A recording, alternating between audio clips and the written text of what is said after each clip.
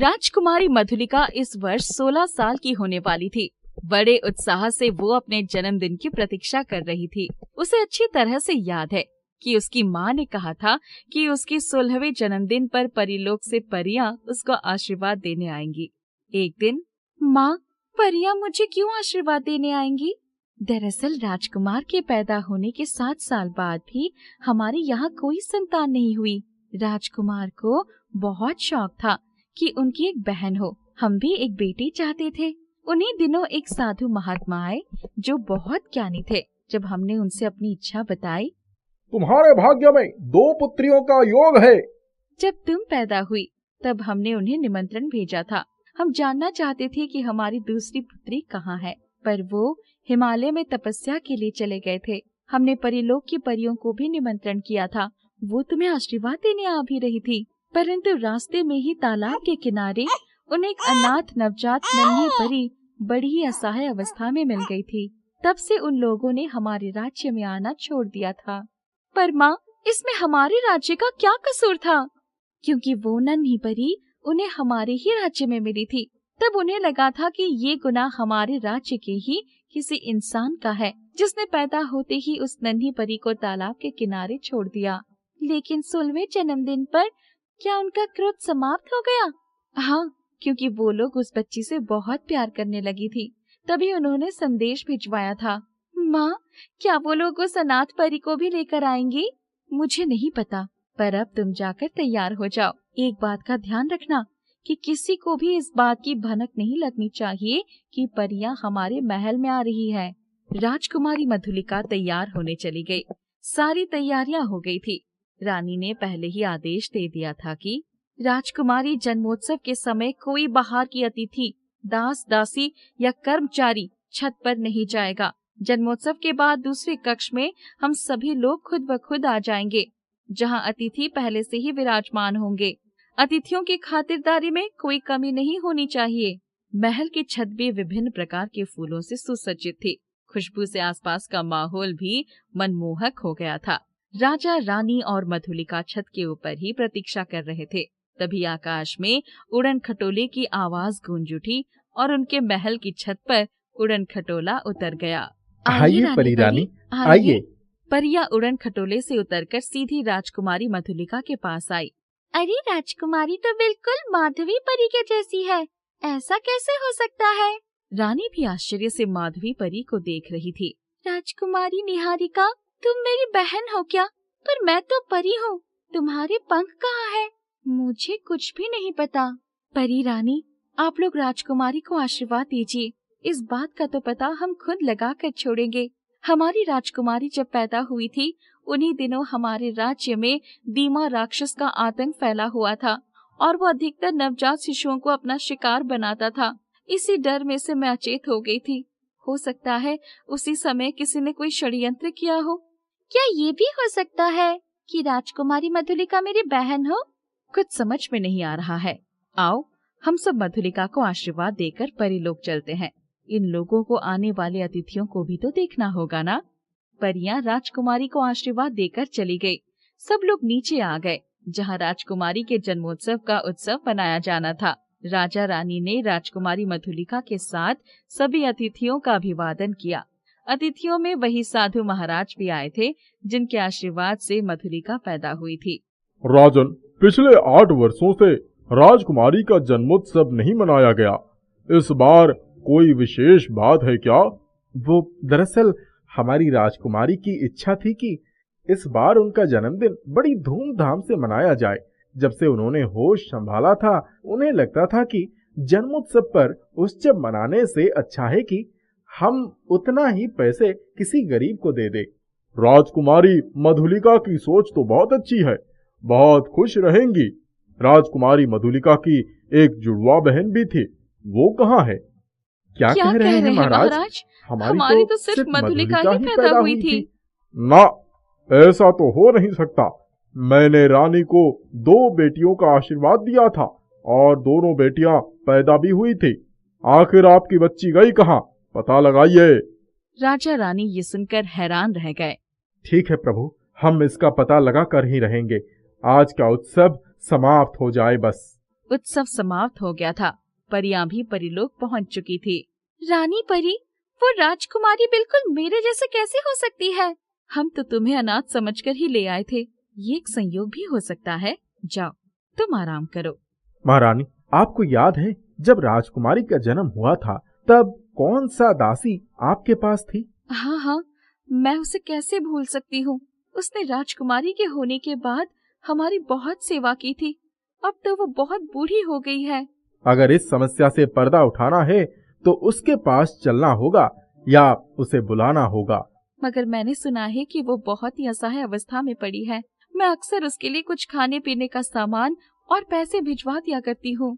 चलो, अपनी वेशभूषा साधारण कर लो, हम खुद ही चलते हैं उससे मिलने के लिए।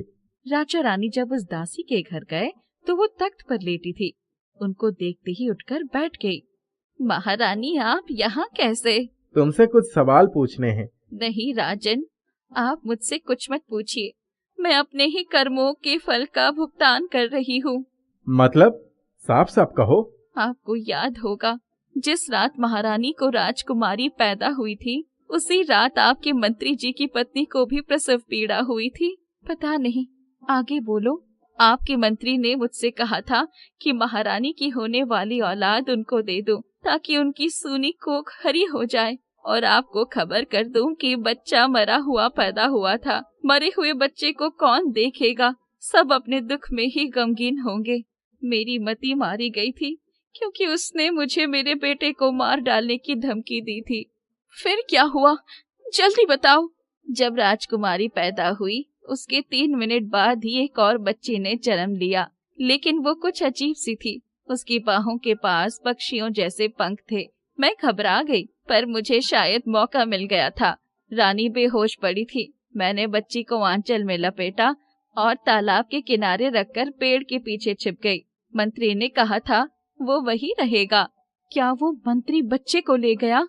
नहीं महारानी, उसी समय आकाश से एक परियों का दल आया और उसने थोड़ी देर इधर उधर देखा, फिर बच्ची को उठा लिया। क्या कह रही हो तुम? मैं सच कह रही हूँ। मैं भागकर वापस आई, तब तक आपको होश आ गया था।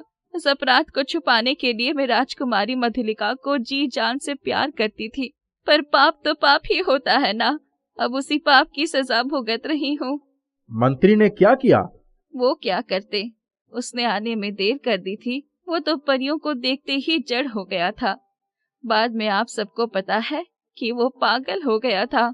ओह, इसका मतलब वो अनाथ परी हमारी ही बेटी है। वो अपने आप को हमेशा अनाथ ही समझती रही, पर वो हमारी ही जुड़वा बेटी है। अगर आज हमारी दोनों बेटियों का रंग रूप एक जैसा ना होता और साधु महाराज हमें सच्चाई न बताते, तो हम ये सब कुछ जान ही न पाते। तुमने जो कुछ हमारे साथ किया, उसका फल तुम्हें खुद ही भुगतान पड़ रहा है। राजा रानी इतना कहकर वहाँ से चल दिए। परीलोक में खबर भिजवाई कि अनाथ परी अनाथ नहीं है, वो राजकुमारी की जुड़वा बहन है। कुछ ही दिनों में परियां माधवी परी को लेकर आई। माधवी परी को अपना खोया हुआ परिवार मिल गया था। अब तुम अपने परिवार के साथ पृथ्वी लोक पर खुश रहो। हम कभी कभी तुमसे मिलने आते रहेंगे। इतना कहकर वो चली गई। मधुलिका और माधवी अपनी बहन से मिलकर बहुत खुश थी। राधा एक विधवा माँ थी जो अपने सास ससुर के साथ रहा करती थी, परंतु उसके सास ससुर बहुत लालची थे और उसे नफरत करते थे। वो उसे घर से निकालना चाहते थे। हालांकि वो अपनी 7 वर्षीय बेटी के साथ एक कोने में पड़ी रहा करती थी। अरे ओ कलमुही, कहाँ मर गई? अभी तक तूने मेरे नहाने का पानी गर्म नहीं किया। अरे ओ कुलक्षणी, मेरा चश्मा कहाँ रख दिया? जल्दी लाकर दे, मुझे अखबार पढ़ना है। अभी आती हूँ। उस समय राधा रसोई में पराठा बना रही थी। वो अपनी सास के लिए जल्दी से पानी गर्म करके लेकर जाती है, जो कि उसके हाथ पर छलक जाता है, पर वो उसकी परवाह किए बगैर बाथरूम में गर्म पानी रख आती है। तभी रमाकांत की दोबारा से आवाज आती है तो वो उनका चश्मा देने के लिए दौड़ती है। उसी समय चंद्रकली बाथरूम में घुस जाती है और गर्म पानी देखकर आग बबूला हो जाती है। हे भगवान, ये तो मुझे मारना चाहती है। इतना गर्म पानी, मैंने जैसे ही हाथ डाला मेरा हाथ जल गया।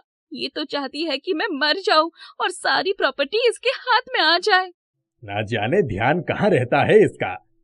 ये देखो, रसोई में धुआं धुआं हो रहा है। सारे परोठे जला दिए। एक काम भी ढंग से नहीं करती है। एक तो मेरे बेटे को खा गई, ऊपर से पौता भी नहीं दिया। अब न जाने क्यों यहाँ पड़ी रहती है। राधा इसी तरह से दिन रात ताने सुना करती थी और रोती रहती थी। कुछ समय बाद उसके पति की बरसी थी, तो वो अपनी सास से बोली, माँ जी, कल आपके बेटे की बरसी है, मैं मंदिर में प्रसाद बांटना चाहती हूँ, मुझे थोड़े से पैसे दे दीजिए। हाँ हाँ, मेरे बेटे को गए हुए कल पूरा 1 साल हो जाएगा।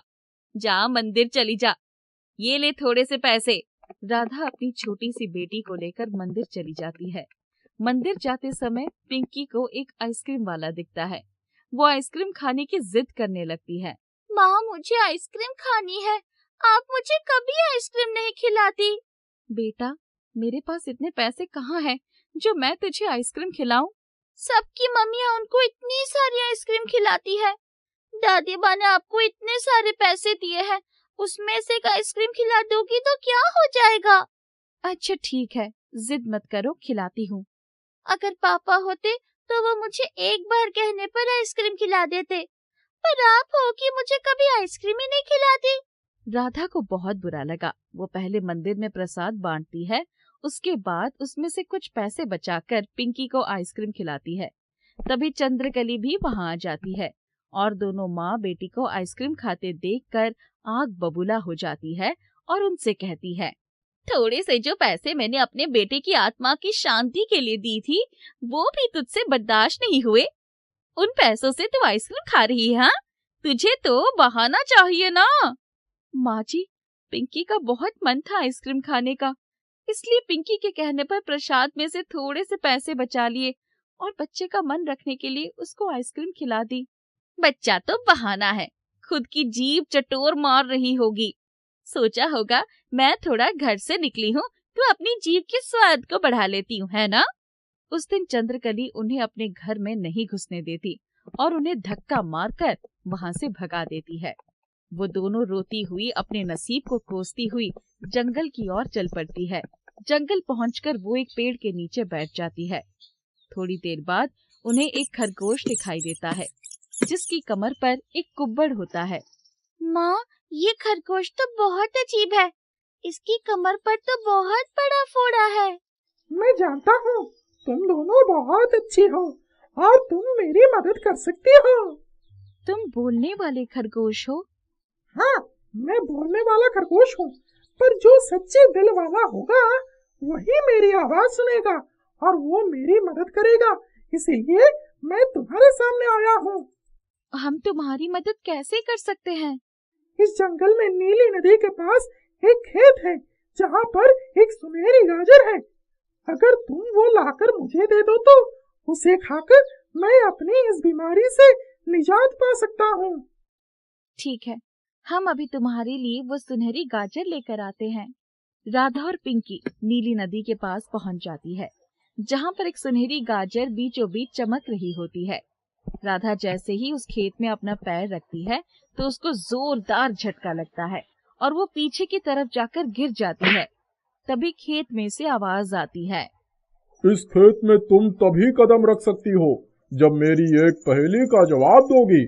अगर तुमने जवाब दे दिया तो ये गाजर तुम्हारे पास जाएगा, और अगर तुम गलत जवाब दिया तो ये अग्नि तुम्हें जलाकर भस्म कर देगी। मैं तुम्हारे सारे जवाब देने के लिए तैयार हूँ।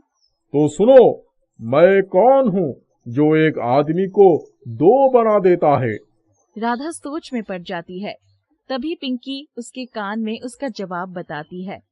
राधा खुश होकर जवाब देती है, इसका उत्तर है आईना। बिल्कुल सही जवाब। अब तुम ये गाजर ले सकती हो।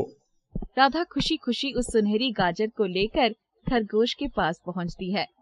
सुनहरी गाजर को खाकर खरगोश एक परी का रूप ले लेता है और कहता है, मैं एक श्राप के कारण खरगोश बन गई थी और उस श्राप को तोड़ने का जरिया ये सुनहरी गाजर ही था। तुमने श्राप से मुझे मुक्त किया है, मैं तुम्हें इसका इनाम देना चाहती हूँ। मेरा ये जो बिल है, इसमें तुम जितनी बार हाथ डालोगी तुम्हें एक आइसक्रीम मिलेगी। अगर विश्वास नहीं आता तो पिंकी हाथ डालकर आइसक्रीम निकाल लो। पिंकी जैसे ही उस बिल में हाथ डालती है तो उसमें से एक आइसक्रीम बाहर निकलती है, पर वो आइसक्रीम मिट्टी की बनी होती है। जिसे देखकर राधा और पिंकी दोनों को आश्चर्य होता है। इस पर परी कहती है, घबराओ मत, ये देखने में मिट्टी की आइसक्रीम लग रही है, पर खाने में बिल्कुल असली आइसक्रीम का स्वाद है। ये कभी पिघलती नहीं है, ना ही टूटती है। पिंकी और राधा जैसे ही उस आइसक्रीम को खाती है तो उनको उसका स्वाद बहुत अच्छा लगता है। वो परी वहां से गायब हो जाती है। फिर पिंकी और राधा जी भर के मिट्टी की आइसक्रीम खाती है और उसके बाद वो उन्हें बाजार में बेचना शुरू कर देती है, जिससे उन्हें बहुत मुनाफा होता है। अरे ये आइसक्रीम तो बिल्कुल भी अच्छी नहीं है। अगर तुम्हें अच्छी आइसक्रीम खानी है तो राधा की आइसक्रीम खाकर देखो, वो बहुत ही लाजवाब है। इससे तो लाख गुना अच्छा उसका स्वाद है। वो देखने में मिट्टी की आइसक्रीम लगती है, पर खाने में मजा ही आ जाता है। वाह! अब राधा की आइसक्रीम की दुकान के आगे लाइन लगी रहती थी। उधर उसकी सास और ससुर को अपनी गलती का एहसास हो जाता है और वो भी उसके साथ रहने लगते हैं। सभी आइसक्रीम का व्यापार करके बहुत खुश होते हैं और शहर के लोग भी बहुत खुश होते हैं, क्योंकि अब सभी को एक अच्छी और अलग तरह की आइसक्रीम खाने को मिल रही थी। आसमान से परियों का एक झुंड अचानक आकर समुद्र की लहरों में अटखेलियां करने लगा। किरण परी, हम इतनी बार पृथ्वी लोक पर आते हैं पर कभी इतना आनंद नहीं उठाया। आज भी अगर हम बादलों की परी रश्मि को ढूंढते हुए इधर न आते तो इन लहरों का आनंद नहीं उठा पाते। रश्मि परी आखिर कहाँ गई होगी? कल सारी परियां अपने काम खत्म करके परीलोक वापस चली गई, उसका कोई पता नहीं चला। दरअसल वो कई बार ये बात कह चुकी है कि सफेद बादल उसकी बात नहीं मानते, जिसकी वजह से वो उनसे ज्यादा उलझना नहीं चाहती। हाँ, पता नहीं सफेद बादल उसे क्यों परेशान करते हैं। शायद वो ज्यादा सख्ती से पेश आती है। क्यों ना चलकर हम सफेद बादलों से ही पूछ ले, शायद रश्मि परी के बारे में कुछ जानकारी हासिल हो जाए। दोनों परियां सफेद बादलों की तरफ उड़ गई। बाकी परियां अभी भी समुंदर की लहरों का आनंद उठा रही थी। बादलों में पहुंचकर, बादल बादल, तुमने रश्मि परी को कहीं देखा है क्या? कल से ही मुंह फुलाकर पर्वतों के पार काले बादलों में जाकर बैठी है वो। वो क्यों भला?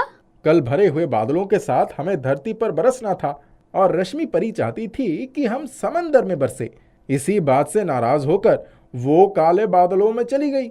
मैं नहीं मानती कि वो इतनी सी बात के लिए नाराज हो गई होगी। आखिर समुंदर में बरसने का भी कोई खास मकसद रहा होगा। मकसद होने से भी धरती पर बादलों का बरसात अत्यंत आवश्यक था, क्योंकि बिना बारिश के सारी फसलें सूख रही है।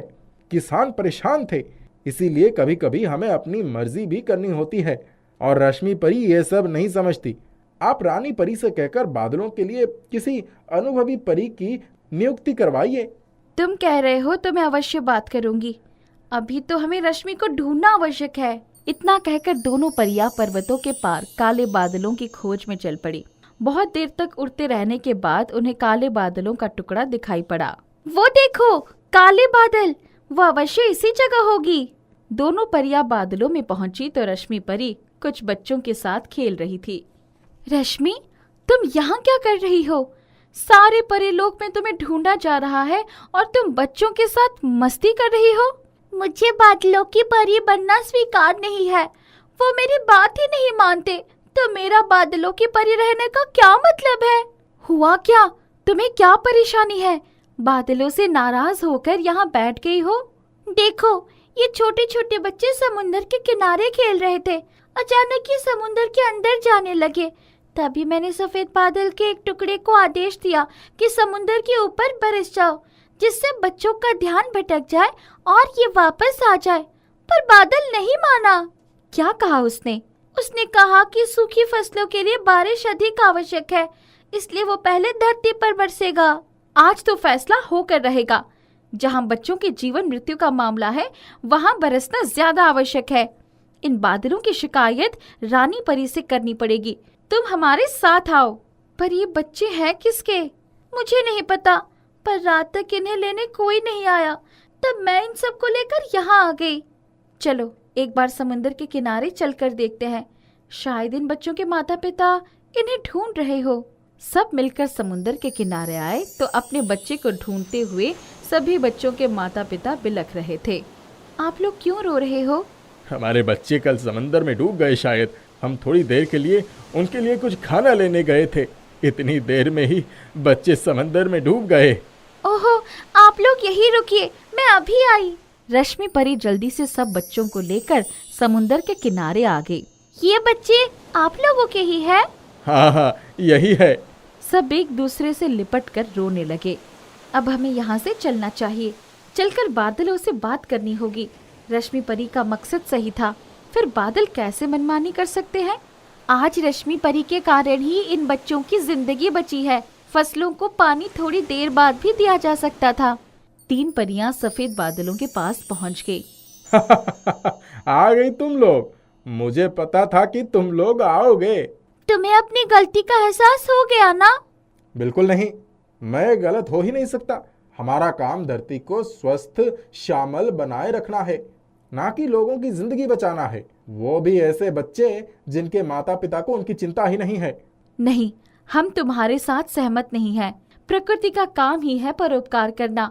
अगर तुम इतनी ओछी विचार रखते हो तो हम तुम्हें श्राप दे देंगे। जिन बूंदों पर तुम्हें इतना अभिमान है वो बूंदे तुमसे छीन लेंगे।